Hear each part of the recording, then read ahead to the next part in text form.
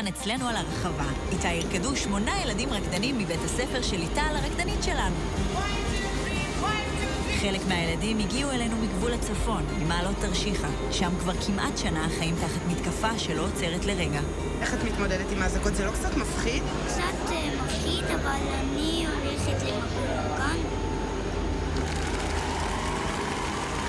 הנה היא כאן, שרית חדד, בשיר שמוקדש למשפחות העורף שתומכות בכל האבות והאימהות ובני הזוג ובנות הזוג, הלוחמים והלוחמות הגיבורים שלנו שיצאו להילחם בחזית.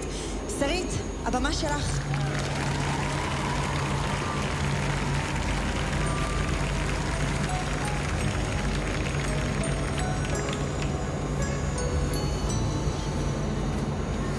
מי אני כאן אם לא אתה?